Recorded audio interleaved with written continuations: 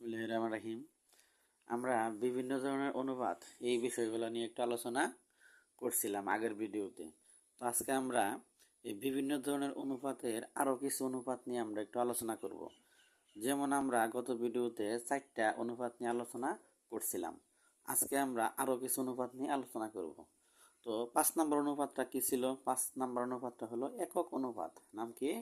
একক অনুপাত। একক অনুপাত একটু খেয়াল করি। একক অনুপাত কাকে বলে? সংজ্ঞাটা কি বলছে? যে অনুপাতের পূর্ব রাশি ও উত্তর রাশি সমান। কি বলছে? আবার বলি, যে অনুপাতের পূর্ব রাশি ও উত্তর রাশি সমান সে অনুপাতকে একক অনুপাত বলে। তাহলে আমরা সংজ্ঞাটা কিন্তু ক্লিয়ার হইলাম যে যে অনুপাতের পূর্ব রাশি ও উত্তর রাশি সমান সে অনুপাতকে একক অনুপাত বলে। যেমন এখানে আমি একটা অনুপাত লিখছি 10:10। এখানে পূর্ব রাশি এটাও 10, উত্তর রাশি এটাও কত? 10। এজন্য দুইটা অনুপাত কি একই রকম। বা আমরা যদি এটারে বলি যে 10:10, আমরা যদি এই দুইটা সংখ্যারই দুইটা রাশির আমরা যদি 10 দ্বারা ভাগ করি, এটা যদি 10 দ্বারা ভাগ করি ভাগফল হয় কত? 1 অনুপাত। এটা যদি 10 দ্বারা ভাগ করি ভাগফল হয় কত? 1। তার মানে 1:1 10 দ্বারা ভাগ করলে এরকম দাঁড়ায়। তাহলে এই ধরনের অনুপাতগুলোকে বলা হয় কি? একক অনুপাত। একক অনুপাত যে অনুপাতের পূর্ব রাশি এবং উত্তর রাশি দুইটাই কি সমান, এদেরকে বলা হয় একক অনুপাত। আমরা এরপরে আসি 2 নাম্বার, মানে 6 নাম্বারে। 6 নাম্বার কি? ব্যস্ত অনুপাত। ব্যস্ত অনুপাত কাকে বলে? যে অনুপাতের পূর্ব রাশিকে উত্তর রাশি এবং উত্তর রাশিকে পূর্ব রাশি করা হয় তাহলে ওই অনুপাতকে বলা হয় ব্যস্ত অনুপাত। আসলে আমরা ব্যস্ত, গণিতের ভাষায় ব্যস্ত জিনিসটা কিন্তু আমাদের ভালো একটা আইডিয়া থাকতে হবে। ব্যস্ত মানে কি? ব্যস্ত অনুপাতিক আমরা কিন্তু অনেক পড়ছি। ব্যস্ত অনুপাতিক, ঠিক আছে? কি ব্যস্ত? ব্যস্ত মানে গণিতের ভাষায় বলা হয় বিপরীত। কি বলা হয়? বিপরীত বা উল্টা। গণিতের ভাষায় বলা হয় উল্টা বা বিপরীত। কারণ ব্যস্ত অনুপাত এটাকে আমরা যদি বলি বিপরীত অনুপাত বা উল্টা অনুপাত তাহলে কিন্তু কোনো সমস্যা নাই। তাহলে এই ব্যস্ত অনুপাতটা কি? আবার বলি আমি, যে অনুপাতের পূর্ব রাশি মানে পূর্ব রাশি যেটা, ওই পূর্ব রাশিটা উত্তর রাশি এবং উত্তর রাশিকে পূর্ব রাশি বলা হয়, এই ধরনের অনুপাতকে বলা হয় ব্যস্ত অনুপাত।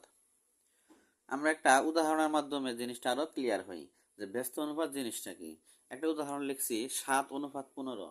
তাহলে এটার ব্যস্ত অনুপাত আসলে কি? ব্যস্ত অনুপাতে বলা হয়েছে যে এই পূর্ব রাশিটা হবে উত্তর রাশি আর উত্তর রাশিটা হবে কি? পূর্ব রাশি। আমরা যদি 7:15 রে এইভাবে লিখি,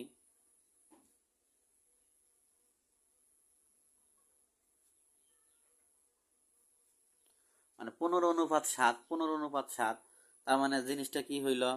আগে ছিল 7 আগে, এখন 15 আগে। 15 ছিল পরে, এখন 7 কি পরে। তার মানে ঠিক এই অনুপাতের আমরা বিপরীত অনুপাত লিখছি, বিপরীত বা ব্যস্ত। তাহলে কিন্তু এই ধরনের অনুপাতগুলোকে বলা হয় কি? ব্যস্ত অনুপাত। মানে এই পূর্ব রাশিটাই হবে এই যে এখন উত্তর রাশি বানাইছি এই যে আমি, আবার উত্তর রাশিটা কি বানাইছি? পূর্ব রাশি বানাইছি। তার মানে এই ধরনের অনুপাতকে বলা হয় কি? ব্যস্ত অনুপাত, মানে উল্টা অনুপাত। এরপর আসি আমরা মিশ্র অনুপাত।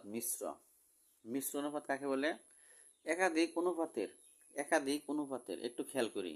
এখন কিন্তু এখানে একটা গুরুত্বপূর্ণ কথা বলা আছে, একাধিক অনুপাত। একাধিক একাধিক মানে কি?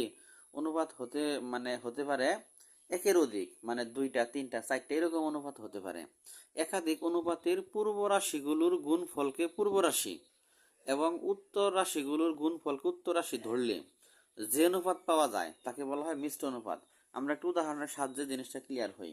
বলছে একাধিক অনুপাত, খেয়াল করি, একাধিক একাধিক অনুপাত মানে একের অধিক অনুপাত। তাহলে আমরা এখানে দুইটা অনুপাত লিখছি, একটা হলো কি 5:3 আর একটা লিখছি কত? 2:10।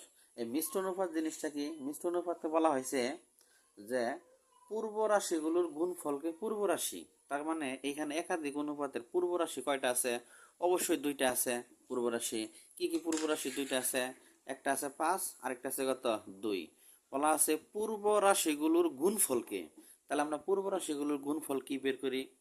তাহলে একটা পূর্ব রাশি 5 আর একটা পূর্ব রাশি 2, এই দুইটার গুণফল যদি আমরা বের করি তাহলে 5 গুণন 2 অনুপাত এরপরে উত্তর রাশিগুলোর গুণফলকে উত্তর রাশি, তাহলে উত্তর রাশি কয়টা? দুইটা, একটা হলো কত 3 আর একটা কত 10, এই দুটো গুণফল হিসাব করি। 3 গুণন 10, আমরা যদি একটু খেয়াল করি তাহলে আমরা কিন্তু সংখ্যার সাথে মিলাইছি যে পূর্ব রাশিগুলোর গুণফলকে পূর্ব রাশি, তাহলে পূর্ব রাশি দুইটা, একটা হলো 5 আর হলো কত 2, এই দুইটার গুণফল আমরা দিছি। আবার উত্তর রাশির গুণফলকে উত্তর রাশি, উত্তর রাশি কয়টা 3 আর কত 10, আমরা গুণফল করছি। তখন ফলটা বের করি, 5 দুগুণে কত 10, আর এখানে কত 3 10 30। একটু খেয়াল করি, এই যে আমরা যে একটা অনুপাত পাইলাম, মানে একাধিক অনুপাত থেকে আমরা একটা অনুপাত পাইছি, যে একটা অনুপাত পাইছি, আগে ছিল দুইটা অনুপাত, এখন কয়টা অনুপাত পাইছি? একটা অনুপাত। তাহলে এই ধরনের অনুপাতগুলোকে বলা হয় কি? মিশ্র অনুপাত। এখন অনেকে বলতে পারে যে আমি এই অনুপাত দুইটারে 10 দিয়ে ভাগ করে দিতে পারি, 10 দ্বারা ভাগ করতে পারি। হ্যাঁ, কোনো সমস্যা নাই, 10 দ্বারা ভাগ করলে এখানে হয় কত 1 অনুপাত, আর এখানে হয় কত 3। মানে আমরা 10 দ্বারা কি করছি? দুইটা রাশিরে ভাগ করছি, ভাগ করা যায়, কোনো সমস্যা নাই। যদি ভাগ যায় তাহলে অবশ্যই আমরা ভাগ করে দিব। তাহলে এই যে 1:3, তাহলে এই ধরনের অনুপাতগুলোকে বলা হয় কি? মিশ্র অনুপাত, মিশ্র অনুপাত।